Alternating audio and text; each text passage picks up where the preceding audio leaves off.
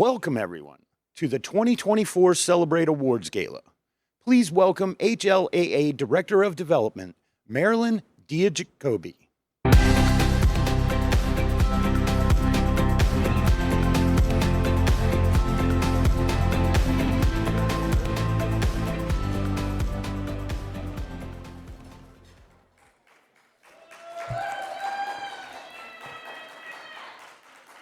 Good evening. Hi, everyone. Welcome to our HLAA Celebrate Awards Gala. Before we get started, I want to make sure you know that the ballroom is fully looped. If you haven't already done so, to access the hearing loop, just switch your hearing aid or cochlear implant to the telecoil setting. Thank you so much to our captioner, Karen Menk, all the captioners, sign language interpreters, and to Oda Joy and Ampitronic. You have helped make this convention fully accessible.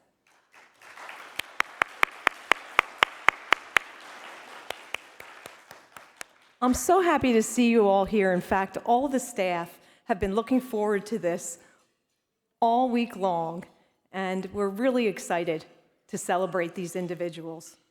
We're going to celebrate 20 extraordinary people who have made valuable contributions to furthering our mission. Because of their dedication and their leadership, we are stronger and our impact is greater. Join us in celebrating this evening is our Here for Life partner, CapTel Caption Telephone. CapTel generously supports our work and is with us every step of the way.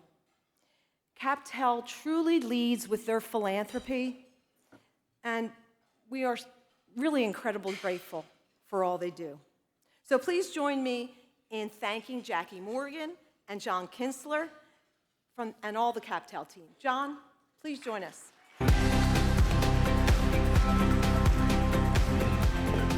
have the music playing going on. Cool. Thanks for the music intro. On behalf of everyone at CapTel, we want to join HLAA in recognizing all of the volunteers for their dedication and hard work, and all of the sponsors' contribution to making the awards ceremony possible. Short and sweet, like I say, thank you so much. And thank you to all of the volunteers for all your hard work. Congratulations to the award winners. Hey, now let's watch the video. Say again. We're going to watch the video.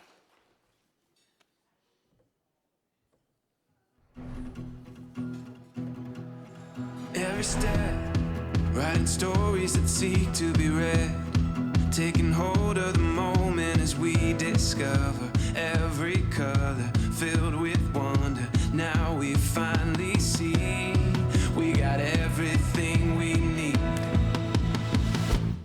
Here we go. All we need is an open road and a chance to see a never-ending world that's beautiful. Here we go, with the sunlight on our skin. It's a brand new day, it's ours to take, and we will let it in. This is where the adventure begins.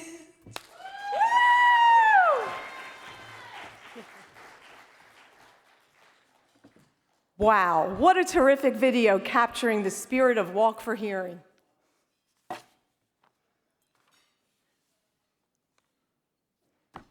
And here we go. The 20 individuals we're about to recognize have made outstanding contributions. These are what I like to think of as the people who shine the brightest. Speaking of shining bright, it reminds me of our summer campaign. When you came in the ballroom, you had the chance to write on a sun, to write down what inspires you, what HLAA means to you. And if you hadn't had a chance to do it, please do, and read the messages that people have left.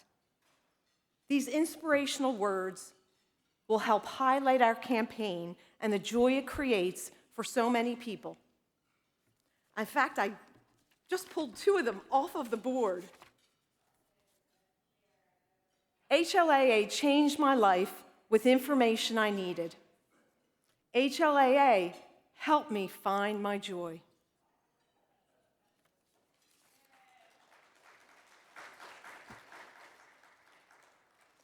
Now, along with this campaign is an opportunity to give, an opportunity to help support our mission. And if you give tonight, you'll be entered into a raffle for a chance to win a free registration for the next convention. So I hope you'll consider it. Donation cards are on the table. You could also give online with a QR code. And if you've already made your gift, which many have, thank you, thank you, thank you.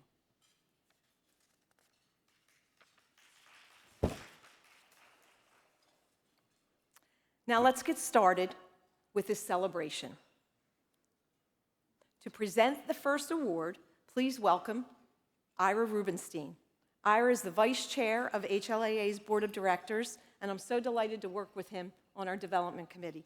Ira is accompanied by Shelley Gladden, the award recipient.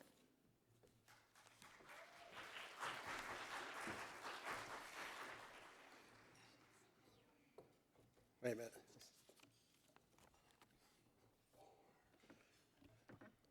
Good evening. The Community Service Award is presented to HLAA chapters, state organizations, or individuals who have undertaken significant outreach projects or efforts that serve the community by creating awareness and teaching others about hearing loss and the communication obstacles that it can create.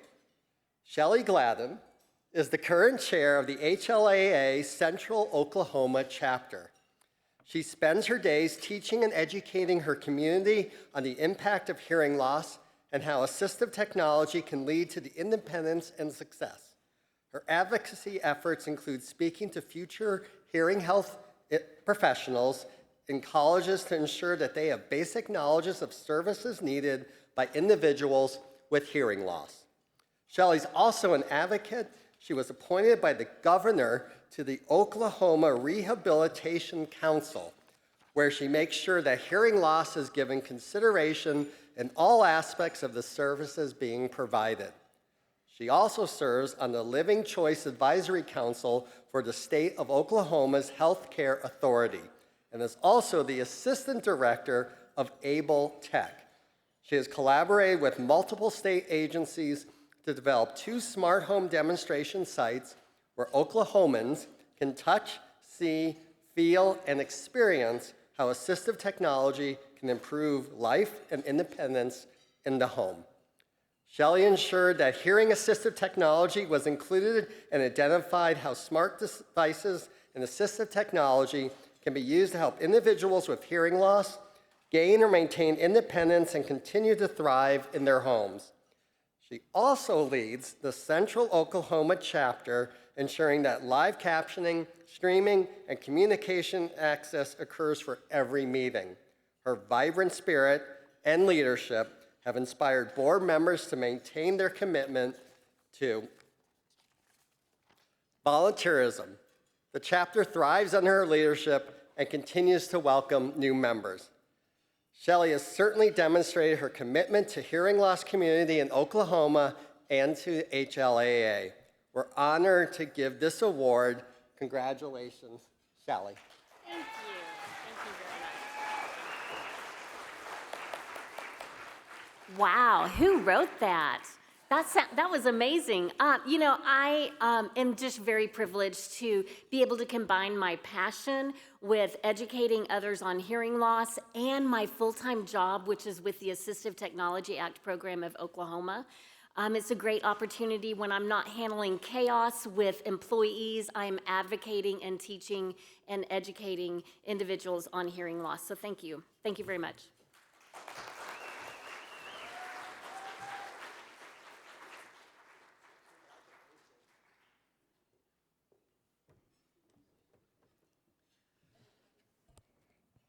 Our next Community Service Award recipient is Michelle Michaels.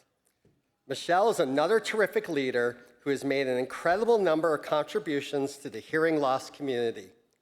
Very few state agencies have a leader who actively advocates and represents the specific interests of people who are hard of hearing, but Arizona does.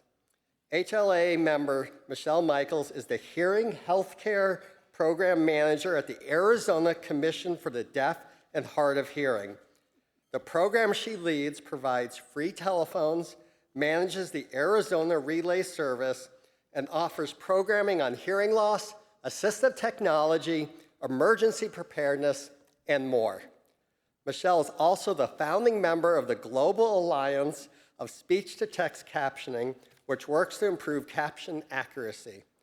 She's also a board member at the National Telecommunication Equipment Distribution Program Association.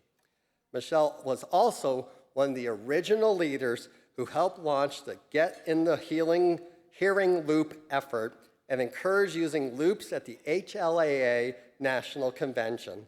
As a result of her hearing loop advocacy work in Arizona, the Phoenix Sky Harbor Airport is now looped so that travelers with hearing loss can feel confident and relaxed as they travel. That's awesome. I can't wait to try that out tomorrow. Michelle, we thank you for your incredible service to the community of people with hearing loss to who want to use technology. Congratulations.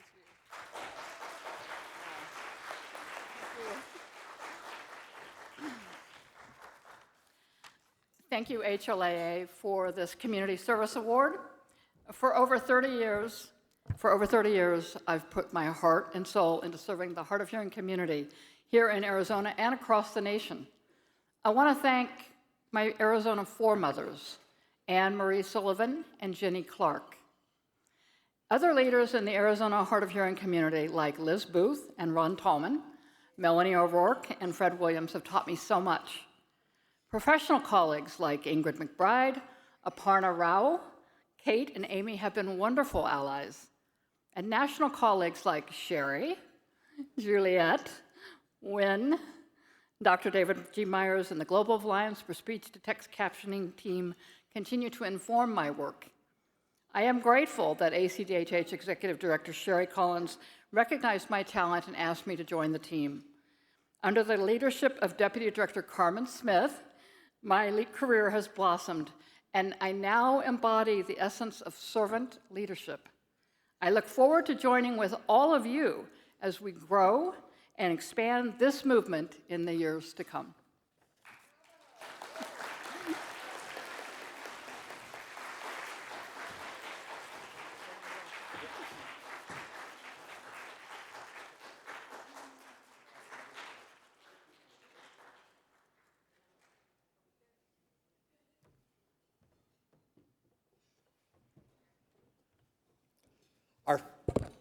Our final Community Service Award recipient is Sarah Oser.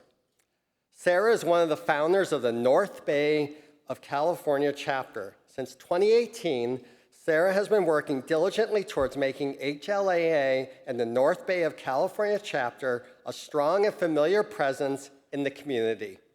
During the pandemic, Sarah held Hearing Others experiences. They were virtual meetings, also known as Hope meetings, for attendees from around the country that were extremely successful. Sarah also helped foster the concept to the HLAA chapter community by hosting workshops on how to hold these types of meetings, which have been well received by other chapter leaders. Sarah has also been active in raising awareness of HLAA and hearing health by hosting outreach events in the Bay Area. These events have been presented at assisted living facilities, health fairs, senior centers, county government offices, farmers markets, and lunch and learn events, just to name a few. She's also the editor of the HLAA North Bay of California e-newsletter, which supports and promotes other HLAA chapter meetings and hearing health events in Northern California. Sarah also developed a North Bay of California branded bookmark and branded Please Face Me, the button, which the chapters use to raise awareness of both hearing loss and the chapter. Sarah has shown true service to the hearing loss community in Marin County, California, and around the country. Please join me in congratulating Sarah.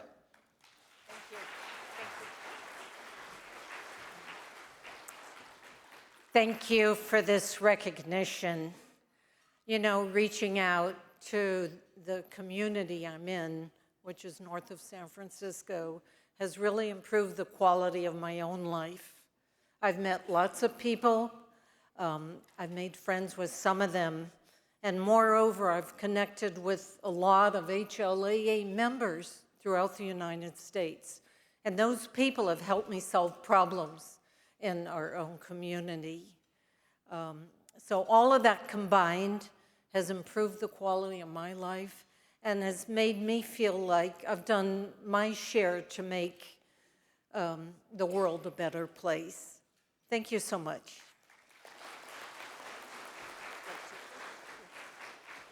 Please welcome HLAA Director of Public Policy, Neil Snyder, to present excellence in state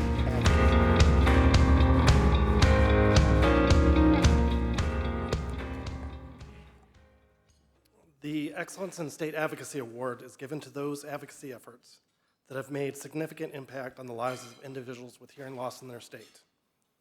Our first award recipients are Jill Bujnovici and her son, Hugo Esterhay. They are an amazing parent-child advocate team. Their efforts helped get not one, but 2 hearing aid coverage bills signed into law in Washington state last year. Hugo experienced a hearing loss at a young age and knows how important hearing aids are.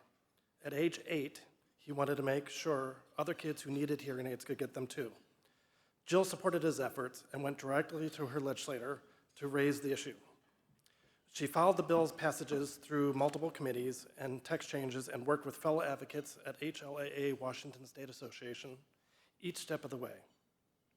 As the nomination said, the bills themselves are somewhat complicated as written, but Jill helped us understand the bills so we could raise our voices and speak eloquently to our representatives about them.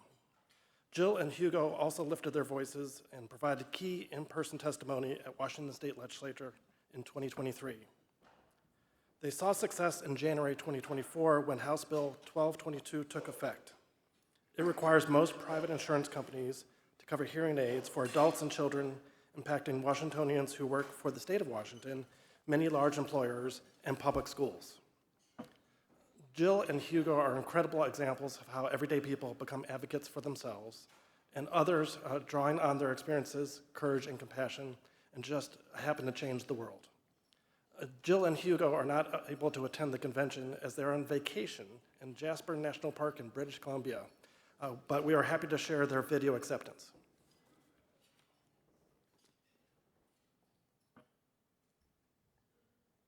Hello, my name is Hugo.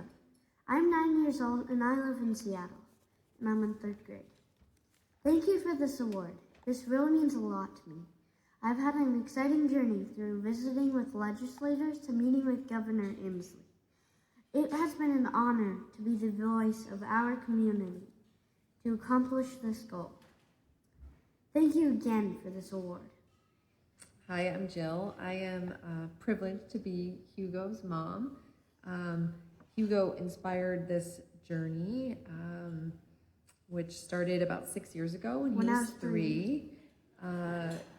And I think that there is nothing like a mother's love and drive to fuel the fire of when your child needs something and you know that other people and children can't get it. So I decided to work really hard and along the process met a lot of amazing people and got to know a community that I had previously not been a part of. There was a lot of time spent doing this, and I was never going to give up. I stayed up late. It was really tiring and sometimes kind of hopeless. I didn't know if this was going to happen, but I also didn't know how to let it go. And it was fun. Then Hugo grew up. He got to be a part of it more, and the cards started falling in our favor. And I just can't believe that we actually were able to accomplish it. Like Hugo said, it's truly been an honor, and probably one of the greatest fights I'll ever fight, and we won. So thank you to Washington State for everything they did, and Representative Orwell, and the Hearing Loss Association of America, and Washington Hands and Voices, and all the healthcare providers, and the list is too long to thank everybody. The community was just so big, and all the kids and families. It just was incredible, and it's surreal that it actually happened, and we're just so happy. Right now, when you're listening to this video, we won't be here at our house. We'll be in Jasper National Park, which is why we couldn't be present. So we just wanted to thank you from the bottom of our hearts for this, and we love you all, and yay! All right, bye! Bye.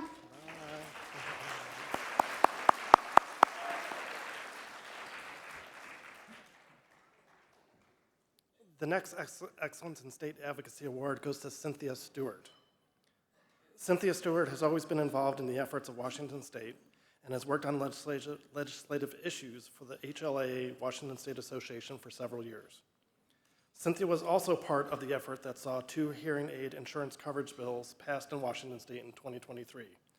With determination and steadfast commitment, Cynthia testified directly and effectively during several stages of the bill's journey through the legislature. Cynthia also presented a webinar to help empower Washingtonians to connect directly with their legislators and to help them understand the hearing aid coverage bills. As a person with lifelong hearing loss, Cynthia has been a member of the Washington State Association for over a decade and has served as past president. Cynthia also helped pass bills guaranteeing open captions on televisions in public, a Bluetooth telecoil consumer education bill, and the restoration of hearing aid benefits for people covered under Washington State Medicaid. Cynthia's contributions to hearing loss community in Washington State and beyond is enormous. Thanks to Cynthia's efforts, more hearing aids will be in more ears across the state of Washington. Unfortunately, Cynthia was unable to join us today, but Sherry Palazzoli will be accepting it on her behalf. Thank you.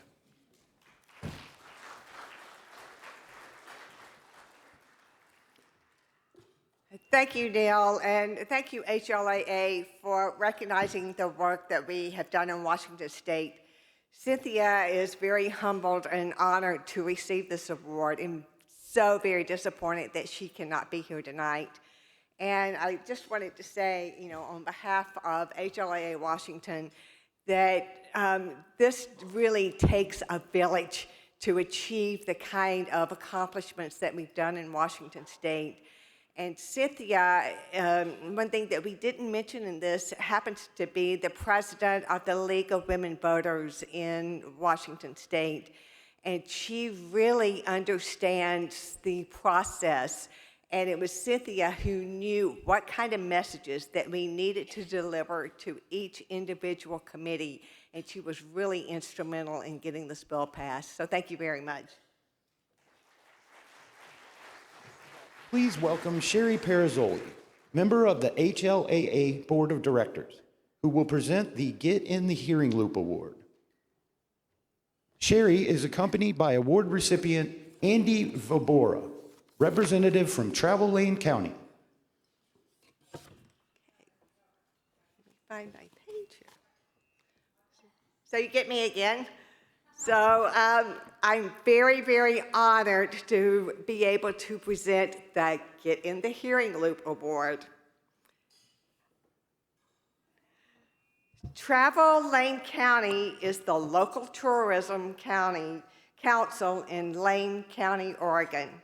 They were nominated by the Shedd Institute's Loop Oregon Committee for their efforts in installing hearing loops in 40 tourism-related sites in Lane County. The project installed loops in 25 hotel reception desks, 4 performing arts venues, 4 visitor centers, 2 retail restaurant facilities, and 5 museum attractions, including a museum classroom and historic house tour guide pack. Pending installations include performance spaces at 2 theaters, the lecture room at the University of Oregon museum of art, 2 outdoor tourist sites, a sports complex, the city's new farmers pavilion, more hotels, and analysis of other sites, and applying for additional funding to loop waiting areas at our airport. Travel Lane County is sharing this project across the country with their colleagues and visitor industry professionals. During one of the installations, a hotel manager realized that he could request a 2-way loop system to support an employee with hearing loss as well as his customers. Of the 106 currently known loops in Oregon, 70 of them are in Lane County. Travel Lane County deserves recognition for dramatically increasing that number and resulting awareness and access for individuals for hearing loss. Now, maybe we need to have our next convention in Lane County.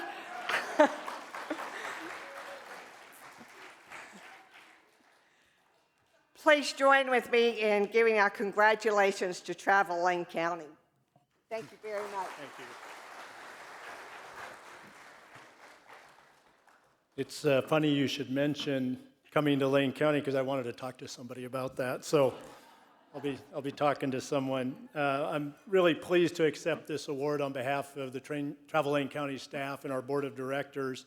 Really want to thank Ginevra Ralph for nominating us and HLAA for awarding us this amazing award. Also want to thank Alan Antilla, who's here with Hearing Support Solutions, Thomas, and the folks from Otajoy, who also did the installations for us, and they were amazing to work with. Also be remiss in not mentioning our partners at Travel Oregon, who promote our great state of Oregon. They distributed well over $1 million in accessibility grants in 2023, and $50,000 of that money helped us extend the work that we did in Lane County.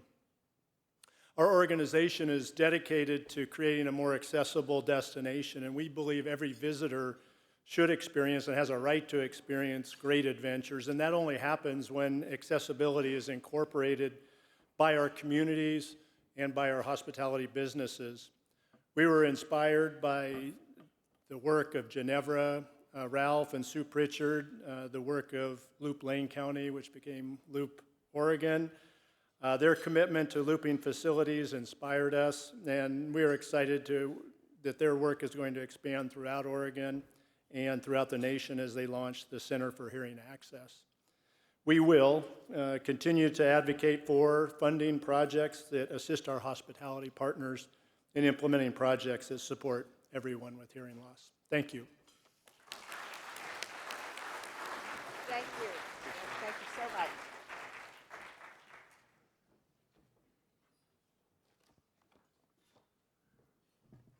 Please welcome HLAA Executive Director Barbara Kelly, who will present the Keystone Award. Barbara is accompanied by award recipient Steve Wolfert.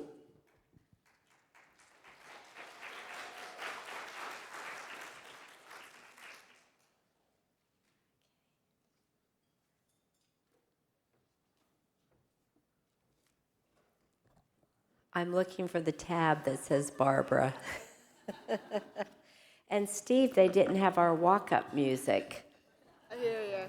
Yeah. I hear you. How about You Are My Sunshine? There you go. Thank you, Carla. That's great. Steve, this is such an honor. Now, the Keystone Award is given to an HLA member who has contributed to the establishment, the achievement, and continued success of HLAA. Well, let me tell you, in 2008, Steve and his family attended a Westchester, New York chapter scholarship award ceremony for high school seniors with hearing loss. He was with some friends whose son was receiving one of the awards, but Steve and his wife, Andrea, also have a son who has a hearing loss. So a little light bulb went off in his head. And Steve and his family quickly became members of the Westchester, New York chapter. And they got very busy and very active in the chapter's meetings and events.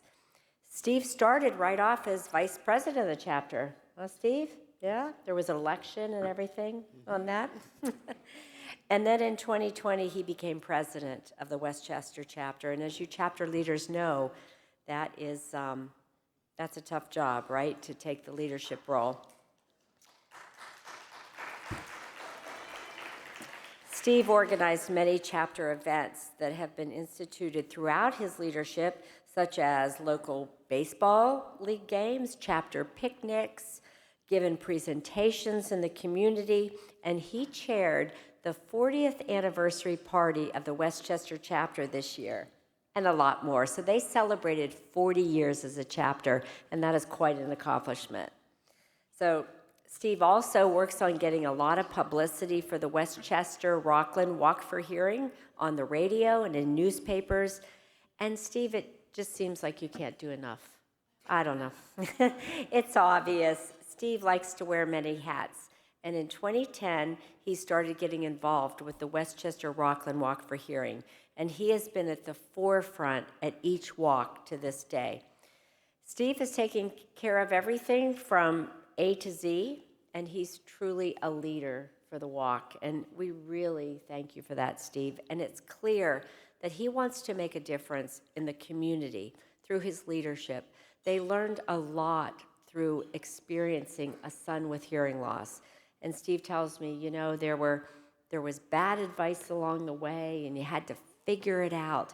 And Steve is determined through HLAA that he's going to help other parents get the best advice and do the best things for their kids. And Steve and the Westchester chapter has done just that. He's also vice president of the HLAA New York State Association, and I'm going to read a quote that Steve said. I've been donating my time and efforts with HLAA and Westchester Rockland Walk for Hearing for many years. It's a cause that is near and dear to my heart because my son was born with hearing loss and has come so far, yet so many affected people don't know where to turn for help, and I want to change that. And I'll tell you what, that's a keystone of our philosophy at HLAA. You get help for yourself, you get all the information you can, and then you turn around and help others. So congratulations, Steve. I am so honored to present this award to you. Thank you.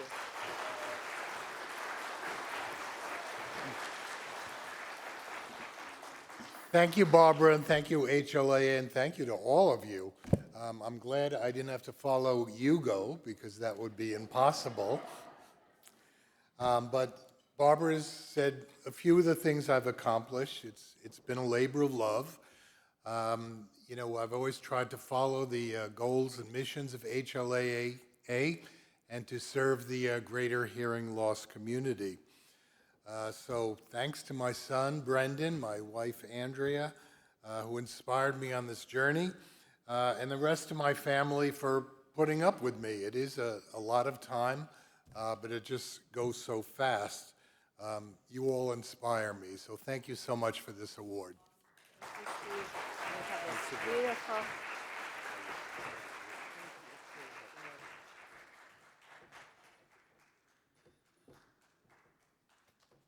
Please welcome Brian Meyer, HLAA Public Policy Associate.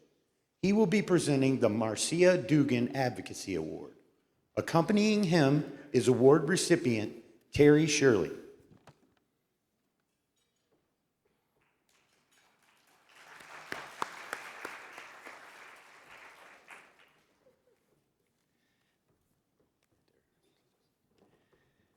The Marcia Dugan Advocacy Award recognizes the outstanding efforts of an HLAA member who serves as an advocate with decision makers and others about crucial issues affecting people with hearing loss. This describes Terry Shirley, who has worked tirelessly to advocate on behalf of open captions at the movies and in live theater. After a failed experience with the closed caption device, Terry started her crusade to make sure others did not have similar experiences. She has worked with Colorado legislators to push a bill supporting open captions at movie theaters. Although the bill did not pass, it did lead to several movie theaters offering open captions on their own. Terry also maintains a state list of open caption movies and has worked with a local film festival to make sure that all films being shown will have open captions. Terry has been a strong advocate for members of the hearing loss community, and we are happy to recognize her tonight.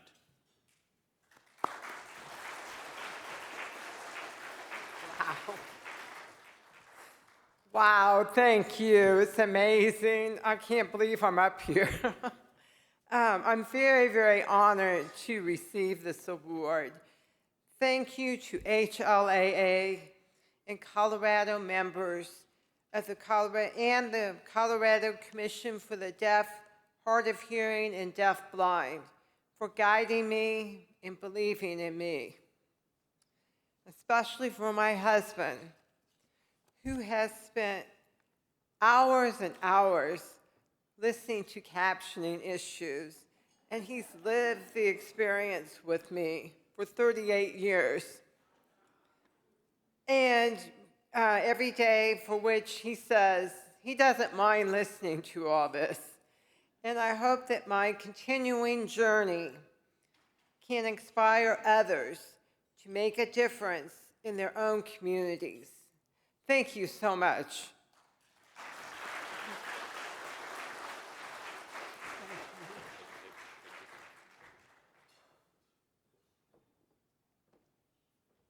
Our next award is the Alice Marie Stone Award. Please welcome award winner Anna Covey.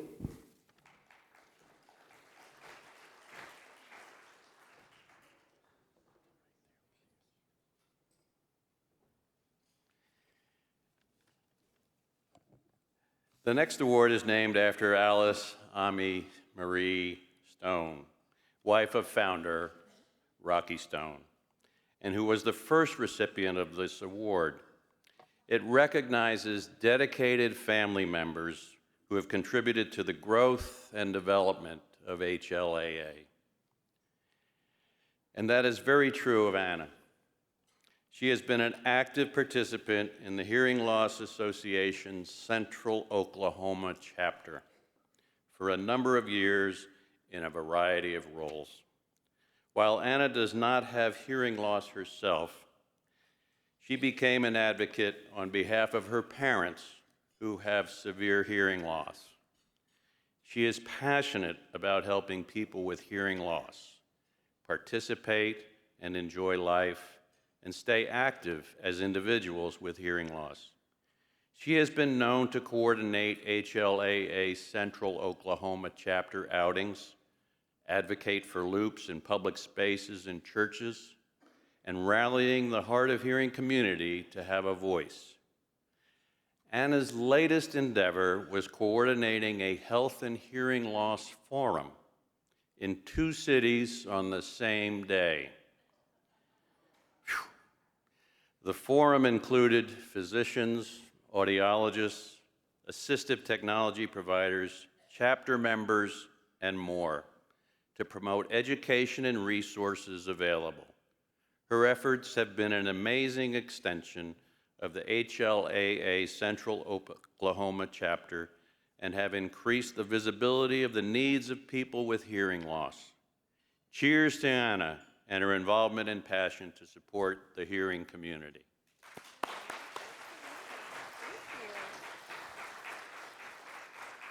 Wow, that was special. Thank you. So thank you all so much. I am truly honored to receive this particular award.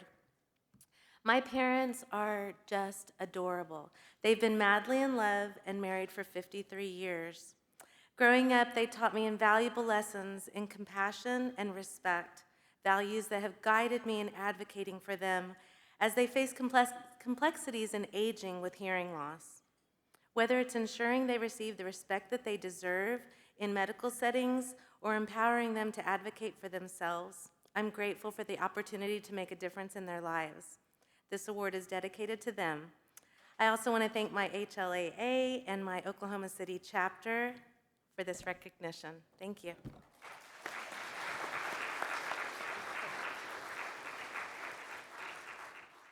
Please welcome Roxana Rotundo, a member of the HLAA Board of Directors who will present the Outstanding Young Adult Award. Accompanying her is the award recipient, Jessica Nin.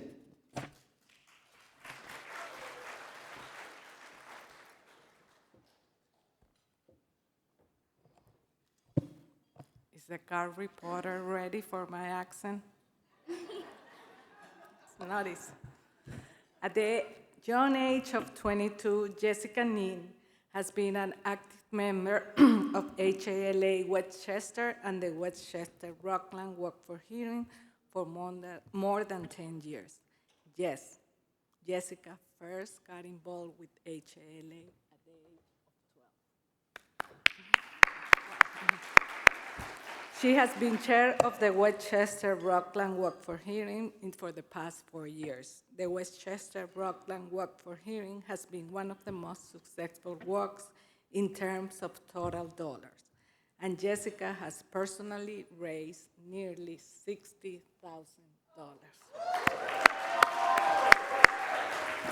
She has used creative fundraising techniques such as bowling nights and online Facebook fundraisings to lead to her success. She has also earned her bachelor's degree at New York University and is completing her first year as an audiology student at Montclair State University in New Jersey. During the summer, she has worked in audiologist's office at the White Plains and Nyack Hospital doing hearing tests of newborn. Jessica has been described as a very intelligent, hardworking, creative, and caring person, and is dedicated to the cause that she's involved with. Jessica attended her first HLAA convention in Tampa in 2022, where she made great connections and confirmed her future career choice of helping people with hearing loss. Jessica Nin is the embodiment of the HLAA Outstanding Young Adult as an individual who has worked tirelessly to advance the HLAA missions and principles. Congratulations, Jessica. You are for sure the future of HLAA.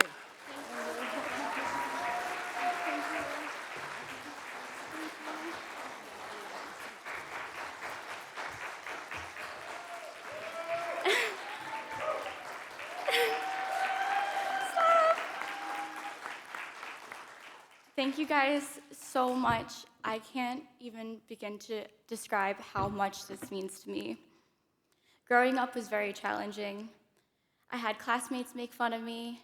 I had teachers fail me, tell my parents that I would never be able to catch up. I had doctors telling my parents that I would never be able to speak. I don't know how that makes any sense, but you know, we did get some speech therapy. I became ashamed of my hearing loss. I felt like something was wrong with me. The doctors never found a cause or a reason for my hearing loss. They say these things just happen sometimes. I didn't understand why I was the only person dealing with the daily struggles that I dealt with every single day. The day I went to my first walk for hearing at 11 years old changed my life forever. It was the first time that I had ever met anyone other than myself who had a hearing loss. I found community, acceptance within myself. I learned how to advocate, and I found my passion for audiology. With time, I had come to the realization that the real explanation and cause for my hearing loss, I was made the way I am to be an advocate and to give back to the community that has given so much to me. I also want to thank Steve. You've done so much. I want to thank my friends and my family who have supported me and loved me through it all. Thank you guys so much. Thank you.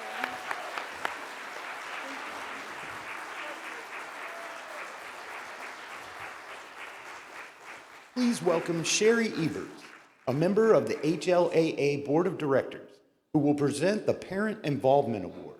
Accompanying her is the award recipient, Maureen Evans.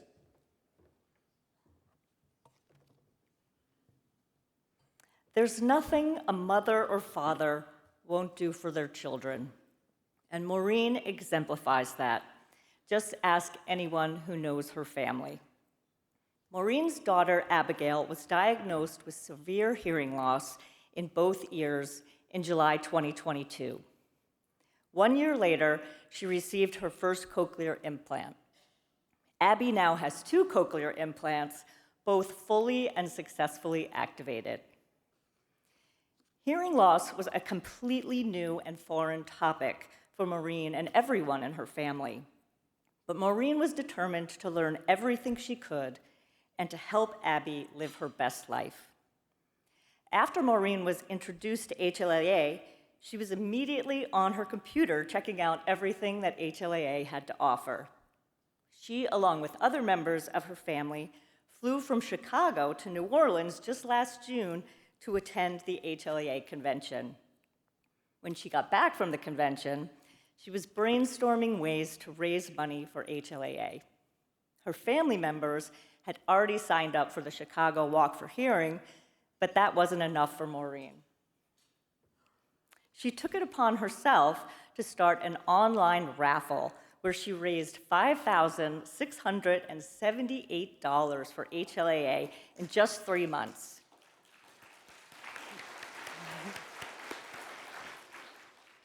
She had 144 walkers on her team and 202 attendees at the after party following the walk. I wish I was invited to that one. Maureen has already opened the raffle to start her fundraising for the 2024 Walk for Hearing.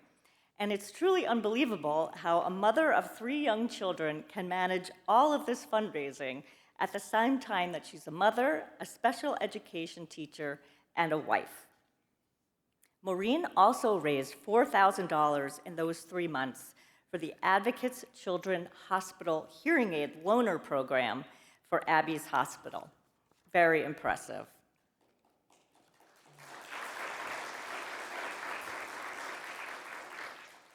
Maureen is a proud HLAA member, and we can't even begin to imagine what else she's going to accomplish with more time and years to come in her involvement with HLAA. Maureen has said that she feels that HLAA means awareness, education, inclusion, and hope. HLAA gives parents of children with hearing loss hope that life will be okay. We are so happy to have Maureen as part of the HLAA community, and it's my honor to present the HLAA Parent Involvement Award to Maureen Evans. Congratulations.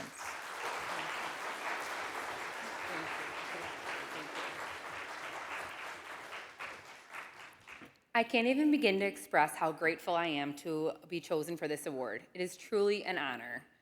When our 4-year-old daughter, Abby, was diagnosed with hearing loss at age 2, our audiologist said, "Don't think of this as hearing loss, rather a deaf gain." At the time, I truly didn't understand what she meant by that and actually didn't really like that statement. But after finding HLAA, different parent support groups, the Walk for Hearing, and Abby's DHH school at Kinsey, I then finally understood what she meant. It was at this time I knew this was a community I wanted to become involved with. Being fully involved in the DHH world allows me to learn different ways we can help our daughter and others. It allows us to give back to a community who welcomed us with open arms. It is a culture full of pride, integrity, and perseverance. We are very proud to be a DHH family, and I sincerely thank you for welcoming us with open arms to the DHH community. I know deafness doesn't define my daughter, but is a huge part of her life now and forever. Being a hearing parent is a little challenging because I do not live with the day-to-day obstacles that she nor you live with every single day. Being involved allows me to be there for the most supportive ways I can possibly be. I need to thank my husband for being there, for allowing me to run these raffles and allowing me to be here the last 2 years. Our family, friends, and neighborhood have rallied behind us through this journey. I also need to thank my sister, Kelly, who has been here the last 2 years with me basically as my hype girl. She tells everyone I've won this award.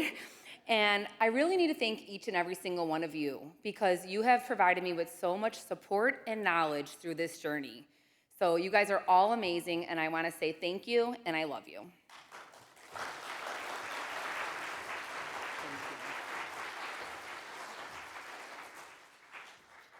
Please welcome HLAA Executive Director Barbara Kelly to the stage. She is accompanied by Shelley Gladden.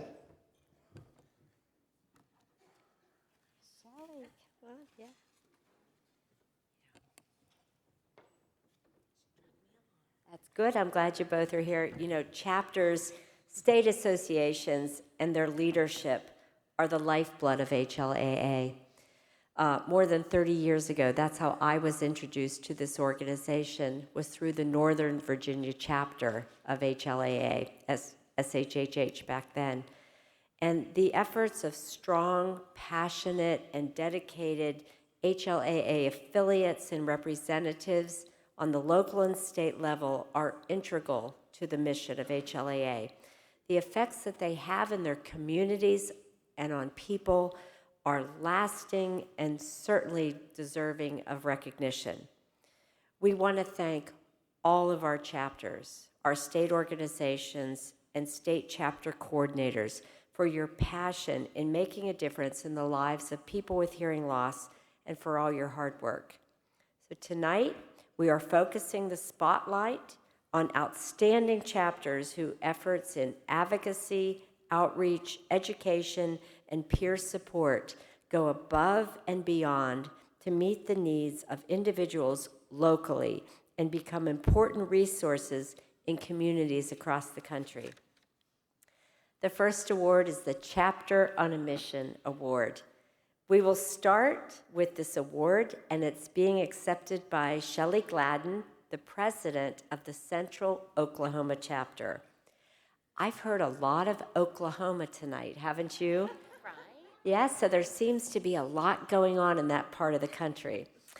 Well, the Central Oklahoma chapter has collaborated with its members and resources to continue providing outreach and education across Oklahoma. The chapter is working with Able Tech, the state's assistive technology program. They ensure the program has appropriate and useful hearing assistive technology resources and devices available for Oklahomans with hearing loss. Able Tech opened a demonstration room to provide hands-on exploration and firsthand knowledge on assistive technology that helps people with hearing loss gain independence in their homes. The chapter also collaborated with Rodeo Cinema in Oklahoma City to host an all-accessible movie day featuring the movie Coda for the local community. Rodeo Cinema is one of the few looped movie theaters in Oklahoma City, thanks to the efforts of Central Oklahoma chapter advocacy work.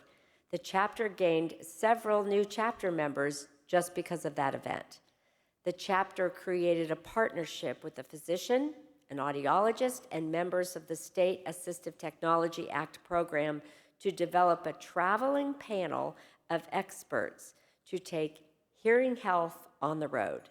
And this group of 5 to 6 panelists traveled to various senior citizen recreation centers to promote HLAA and to give information to people on how to live their best lives with hearing loss. The Central Oklahoma chapter is a strong and positive presence in Oklahoma and proves to be most definitely a chapter on a mission. Congratulations.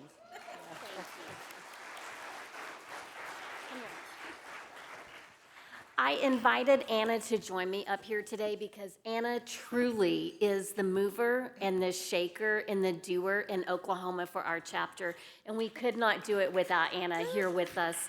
She has, yes, she has helped push us further than we could ever imagine we could go and do, from educational events, movie days, looping advocacy and looping our meeting center, scholarships, fundraising events. It's just any idea that Anna thinks of, she convinces us that we can do it. So thank you on behalf of Oklahoma chapter for this award. And here's your award. Here's your award. Thank you. Please welcome Melissa Cruz, Chapter Engagement Manager, who will present the Outstanding Chapter Newsletter Awards.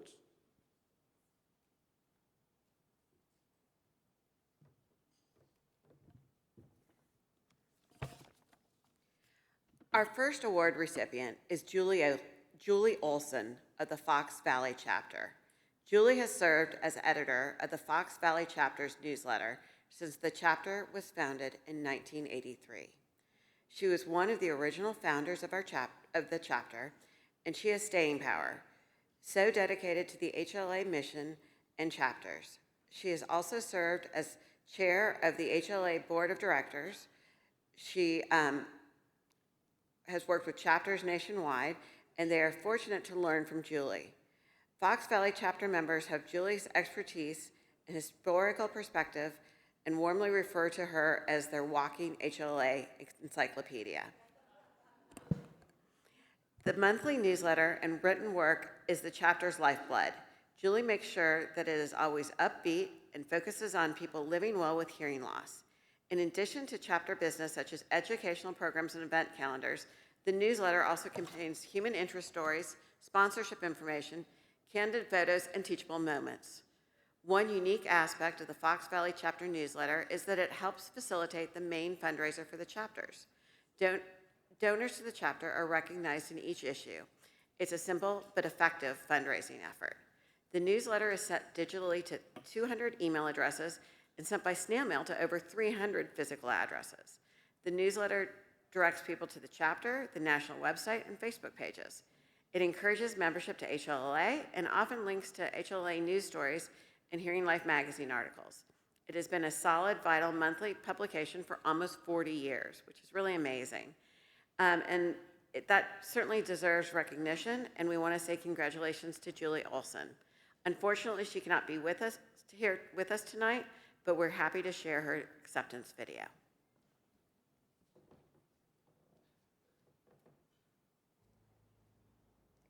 It's an honor to receive this award from HLAA.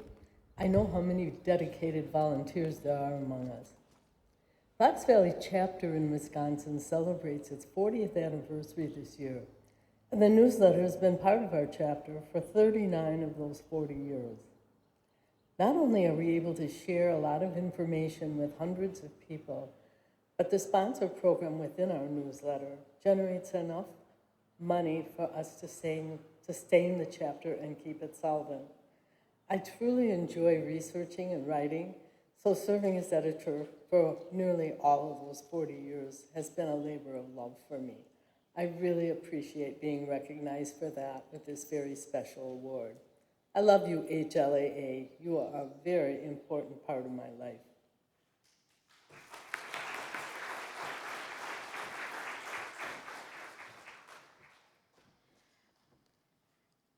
And now please welcome to the stage our next recipients for this award, Bruce and Candy Nelson.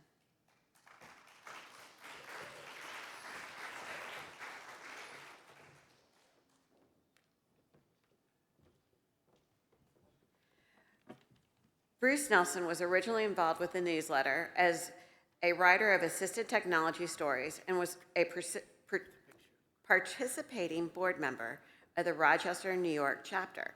When the newsletter position opened up, the chapter board asked if he would step in.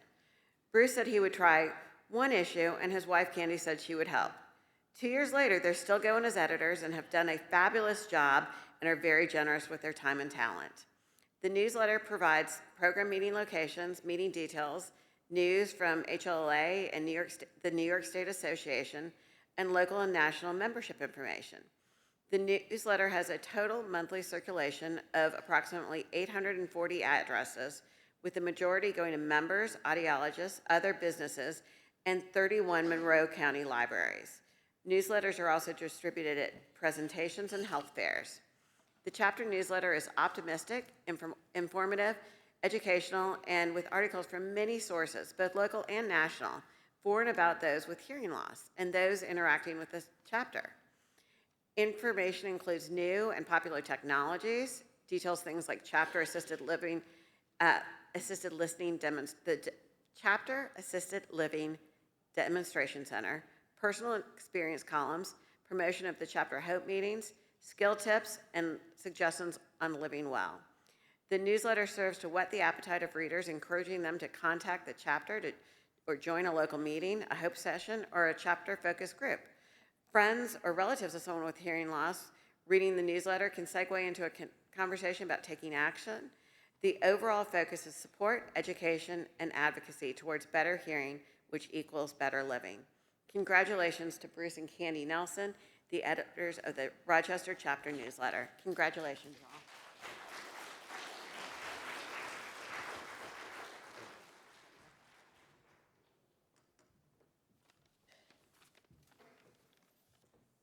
Hi, I'm Candy. That's Bruce.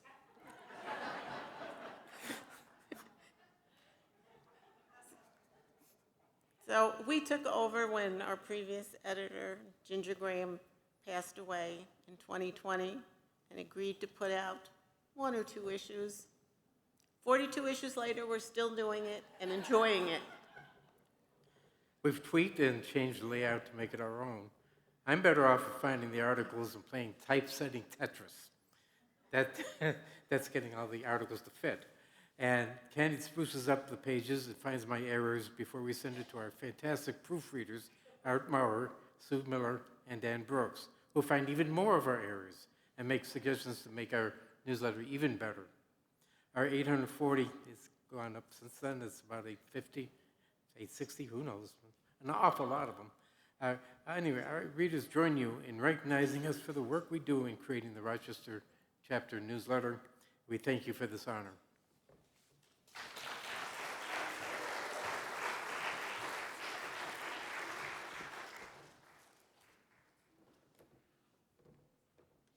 Our next award is the Spirit of HLAA Award. Please welcome HLAA board member Elaine McCaffrey and award recipient Kimberly Parker.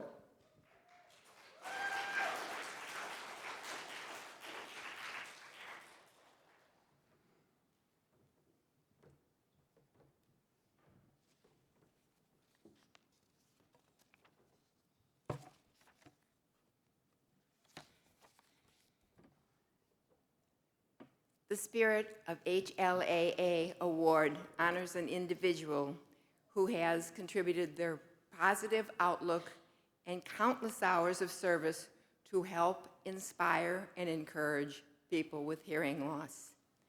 In January 2015, Kimberly debuted Lost in Sound, a one-woman show that she wrote, produced, and starred in, with songs, humor, narratives, and vignettes.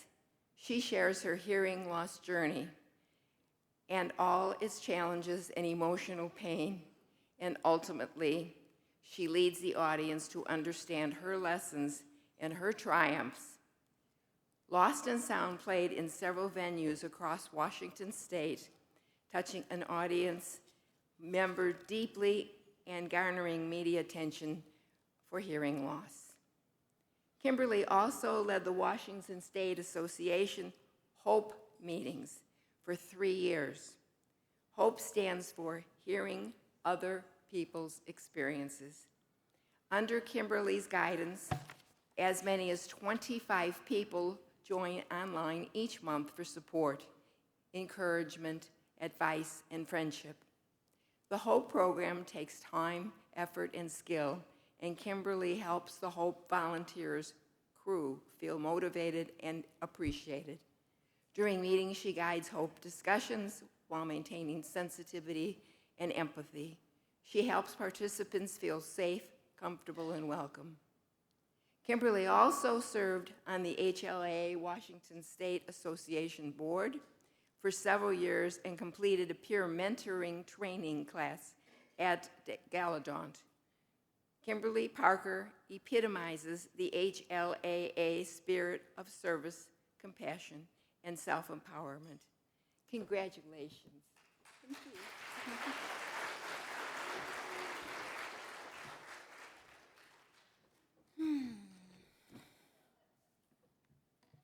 Thank you so much. It is an honor and a privilege to accept this Spirit Award.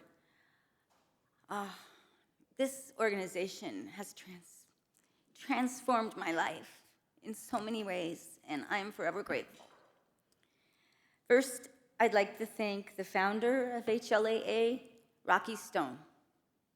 None of us would be here tonight if it weren't for Rocky.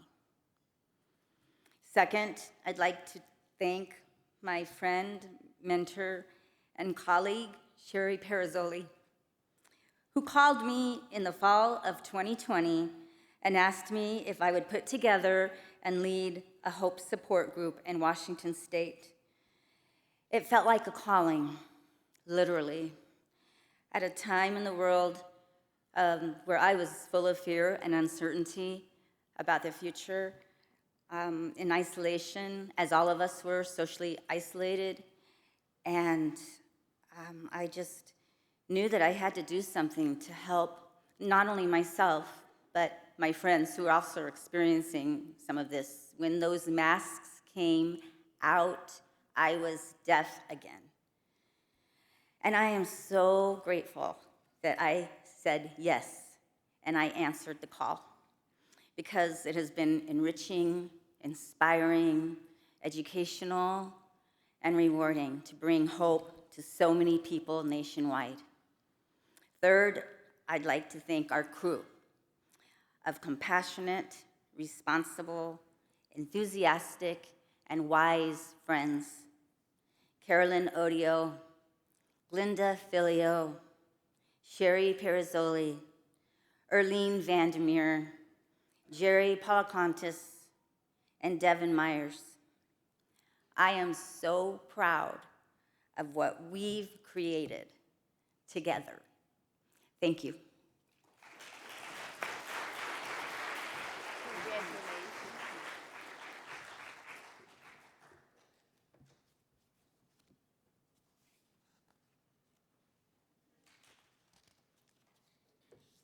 Our next Spirit of HLAA Award is Melanie O'Rourke.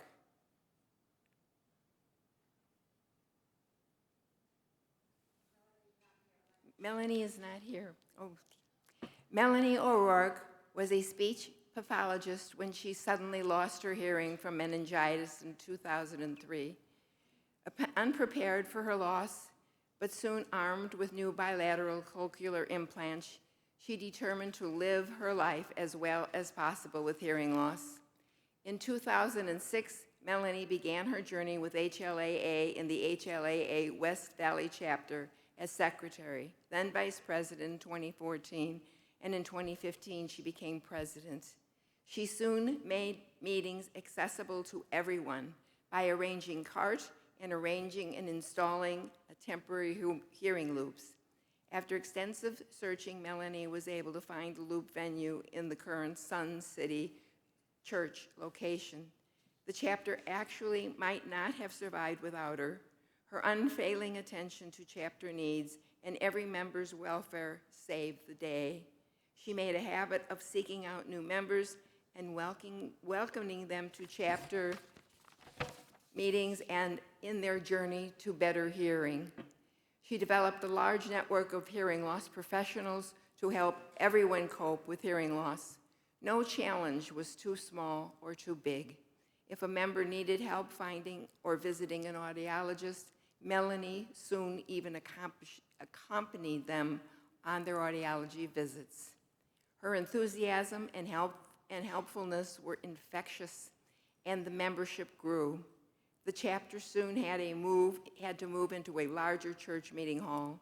She built partnerships with the other Arizona HLA chapters to share information on speakers and programs, and in supported efforts to increase fundraising and annual Arizona HLAA Walk for Hearing. Her efforts were further recognized in 2020 as she was appointed to the Arizona Commission for the Deaf and Hard of Hearing. Melanie has provided an example of inspiration, dedication, and enthusiasm for everyone around her, and she never gives up. In the words of the West Valley Vice President Fred Williams, Melanie O'Rourke's spirit has made a difference in all of our lives. Congratulations, Melanie. Good evening, HLAA. I never thought that my third act would keep me this busy advocating for healthy hearing. It has meant a lot for me to provide the support and education, especially as new technology has advanced ways to make communication more accessible for individuals with hearing loss.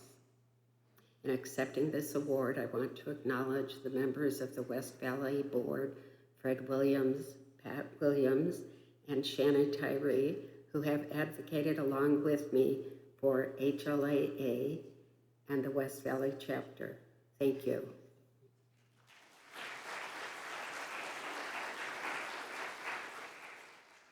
Please welcome Ronnie Adler, Walk for Hearing Senior Manager, who will present the Walk for Hearing Awards.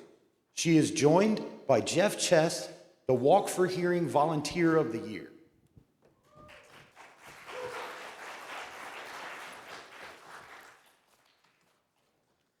I am delighted to present the HLAA Walk for Hearing Volunteer of the Year Award.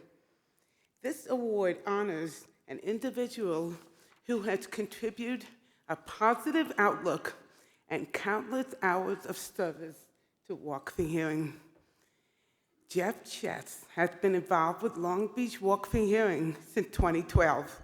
He served as the Walk Treasurer, and he has been there every step of the way. Jeff is the kind of person who quietly gets tremendous amount of work done, and he is truly a team player. Jeff always did a top-notch job and always goes over and beyond his role as a treasurer. Because he's retired after 30 years as a senior auditor, he shows how diligent and detailed about handling the walk funds.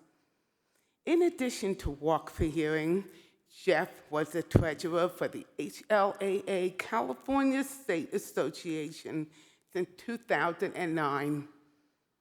In fact, in 2018, Jeff decided to be an interim treasurer for California State Association with the hope that they would find a replacement. It took them 6 years for them to find a replacement, and we were grateful that he stayed on until they found the person. That showed dedication to HLAA as the Volunteer of the Year. Congratulations, Jeff.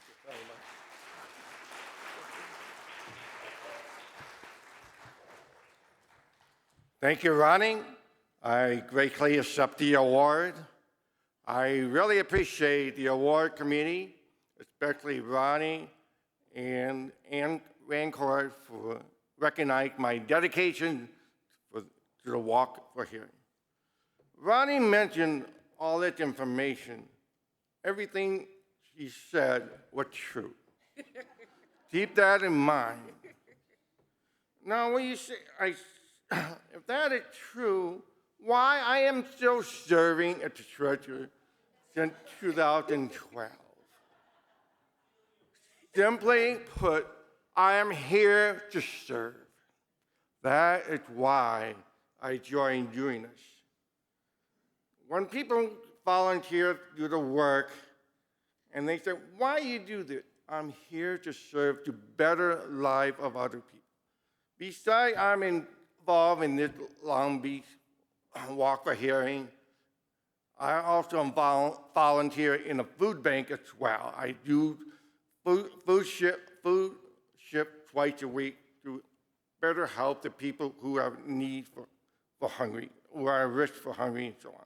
You can see all my dedication to this hearing loss, as well as other organizations, because it will help the better life for other people, especially the hearing loss people and so on. So once again, I greatly thank Ronnie for presenting this award to me, and I greatly accept it.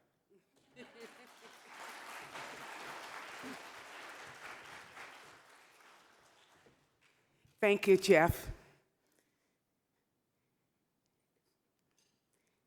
The HLAA Walk for Hearing Award. Okay, this is the Walk for Hearing Spirit Award. The HLAA Walk for Hearing Award honors individuals who have contributed to a positive outlook and countless hours of service to help inspire and bring people together. This year, HLAA presents this award to two outstanding individuals who have teamed up for the Connecticut Walk for Hearing since its inception in 2010. Terry and Jim Bedard, husband and wife team, served several roles throughout their 14 years of service to Walk for Hearing, walk chairs, treasurers, and the go-to person for all the things to be done on Walk Day. Their commitment and enthusiasm have strengthened the Connecticut Walk year after year with a strong focus on community and connection. Their 14 years of efforts have welcomed a large network of local community organizations, alliances, and local sponsors. Just this past Sunday, Connecticut Walk for Hearing welcomed 17 of them on Walk Day. We honor Terry and Jim Bedard for their unwavering support, creativity, and leadership, which have significantly impacted our community. They embody the spirit of HLAA, Walk for Hearing, and we are grateful for their continued dedication. Congratulations, Terry and Jim Bedard.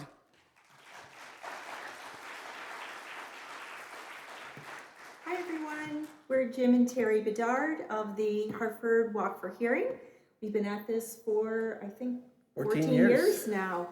Yeah, so we are so honored to receive this Spirit Award, and I think it's really a testament to our unity in the community theme, where we include everyone, regardless of their communication modality. Yeah, so thank you for the recognition. As Terry mentioned, we have a great community, and we're privileged to work with them every year to make the walk a memorable event. You know, we've raised awareness for a lot of great organizations. We've raised a lot of money, almost $850,000. So we're looking forward to hitting the $1 million mark soon. And then, you know, what's most special is that we've actually made lifelong friendships with so many. So again, thank you, and I hope you enjoy the conference.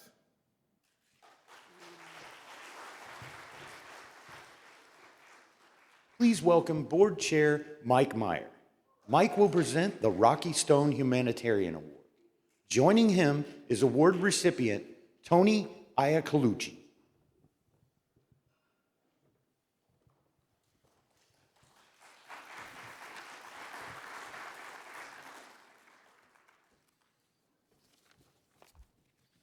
We're going to get there, don't worry.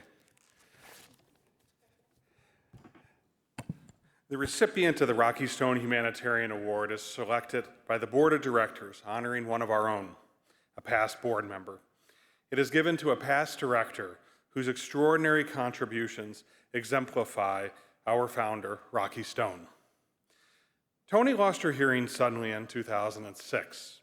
Shortly after, she joined the New York City chapter. She has been a part of their board for most of the past 15 years and has been active in many of their advocacy efforts. Tony is a persistent advocate for people with hearing loss and has been especially impactful with communication, access, and healthcare. She has forged productive relationships with all stakeholders. Focused, passionate, and knowledgeable, she has generously shared her voice, representing the communication needs of people with hearing loss in projects with public health researchers, leaders in disability law, and medical providers and staff in her home of New York City and beyond. Among her many contributions, Tony's advocacy has included participation in the working groups of the Disability Equity Collaborative, presentations to healthcare professional groups, outreach to industry leaders in accessibility for telemedicine, and co-authorship of the Guide for Effective Communication in Healthcare, the communication needs assessment tool that is now widely disseminated. Tony has served as co-chair and walk team coordinator for the New York City Walk for Hearing and remains an enthusiastic volunteer and participant in the walk.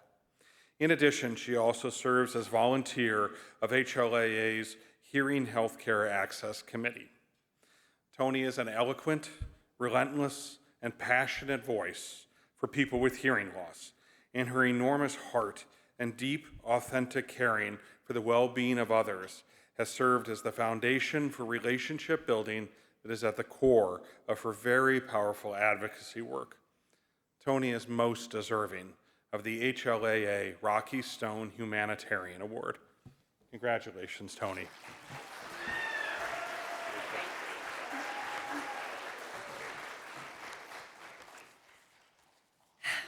So,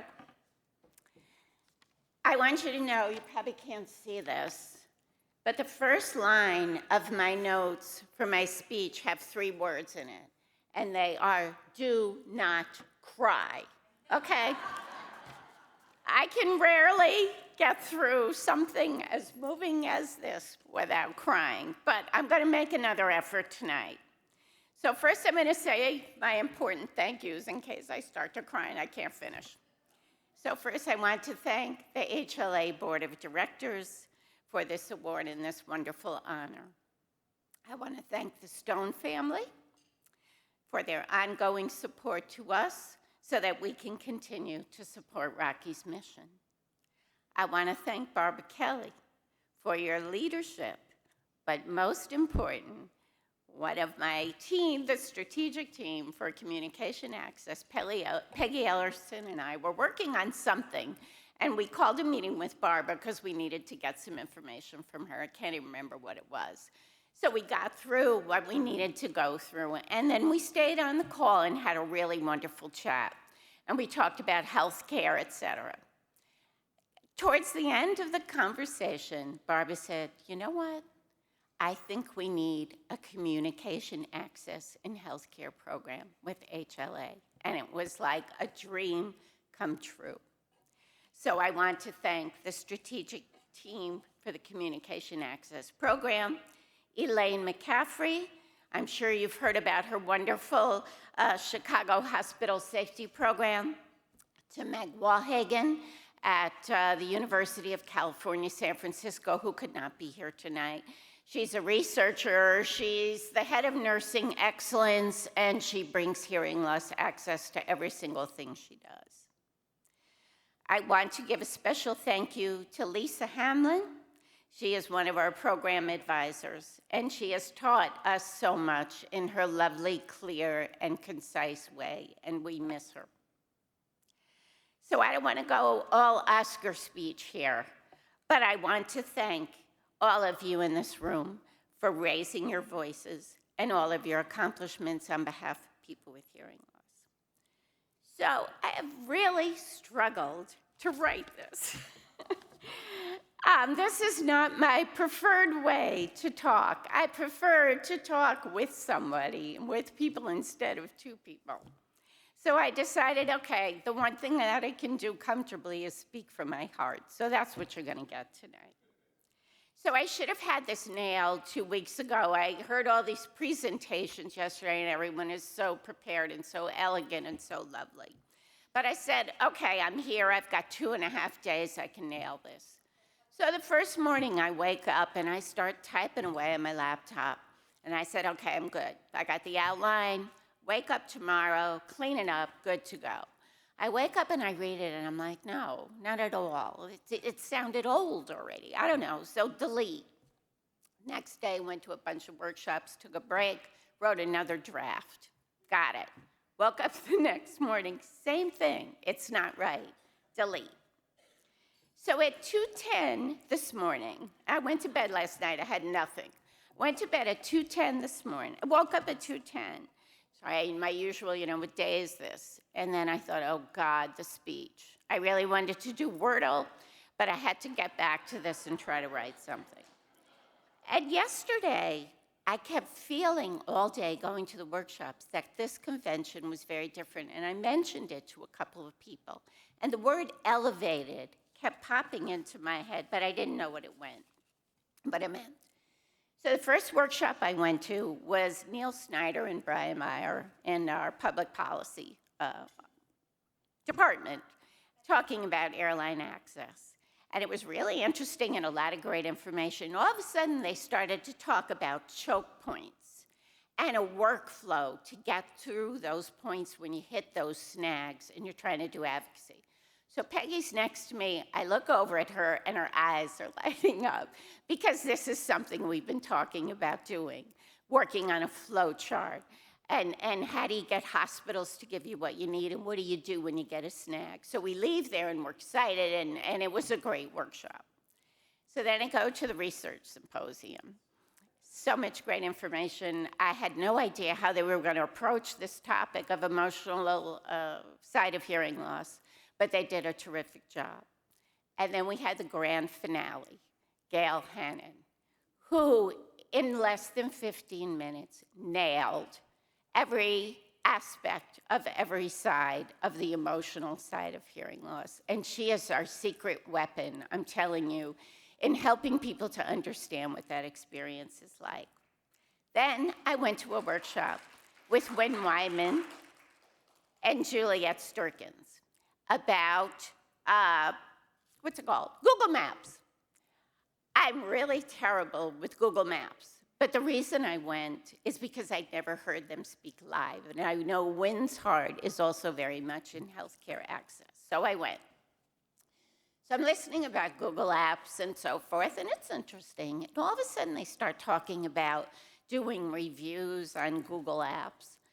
And I look at Peggy, and Peggy looks at me, and we're like, this is a great idea. We want to give hospitals that are doing the right thing, because hospitals always ask us, well, who's doing this right? And we said, bingo, we do it on Google Apps. When all of you have an experience that works in a hospital, do a review on Google Apps, and it's really simple. So the last workshop I go to is, I hope I'm pronouncing your name right, Jenny Antonakis, a parent of a child with hearing loss. And the reason I went, I do not have a child with hearing loss, but we have a parent who recently joined our board in New York City who does. And I thought, he can't be here, let me try and get some ideas. Well, it was really an exciting process. There was really something going on there. And you could see how appreciative the parents were to be getting some really great information. And then there were children that had grown up with hearing loss that talked about what they had to do and what they had to fight for. And so it was like this really great interaction between the parents and the kids. So when I left, I said, Jenny, she's on to something here. Something's going to happen. And I went outside, and she was there with a couple of young people, and everybody was talking. And I said, this is how it happens at HLA. This is going to be the next thing. And it was wonderful. So I think I threw 2 of these in the trash because so much was going on, and it was changing. And that's how I felt about this convention. I feel like the elevated is that we've really upped our game. We're smarter, we're savvier, we've learned, and we're really getting a lot more done. So I want to talk quickly about my passion, my love, which is healthcare access in hospital settings.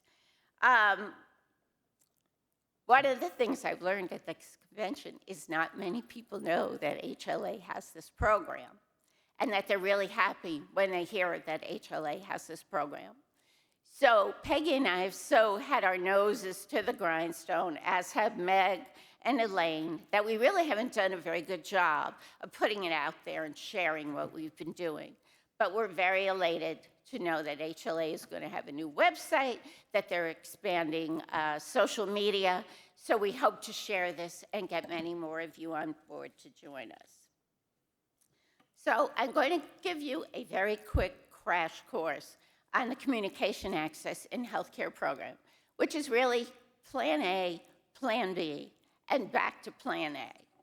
So Plan A was, we all decided, well, we're working in hospitals and we're making some progress as patients, as advocates, so let's just keep doing what we're doing. So we're having some wins, we're getting some things done, and then I have this experience. So I'm working with this hospital, a wonderful patient advocate, and she's gotten cart services and a whole bunch of different things. It's been wonderful. So she emails me one day and she goes, I got some big news for you. She said, the hospital is developing a cart contract with a provider, which would mean end up in the emergency room, inpatient, whatever. They go into a remote cart line, they've got someone on contract, and you've got access immediately. I'm like, this is a dream come true. If we can do this here, we can start doing it in other hospitals. All of a sudden, I don't hear from her anymore. So I call her up and I go, what's going on with this? And she said, it's not happening. And I said, why? She said, well, the budget director called me and he said, so how many requests have you gotten for CART in the last year? And she said, 3, and they were all me. So not only was I surprised, but I was a little bit embarrassed. Because here I am, I'm advocating, I'm saying how much we need this service, and people aren't asking for it. And I get it. I know how scary it is to sit there, and you're worried about your health, and communication is what you need more than anything, but it almost becomes secondary. There's so much fear. You're afraid that you'll alienate doctors, and they'll be impatient if you ask for too many repeats. So it's a really tough situation, but we've got to work together and support each other to get over this. So after that, Peggy and I talked, and I said, you know what? I'm just so frustrated. One of us said, we're just putting pins on a map here, and we're not getting this done. So we said, okay, let's go to Plan B. Plan B was, okay, we're going to start meeting with stakeholders, researchers, policy advisors. We're getting on advisory boards. We're listening, we're learning, we're contributing.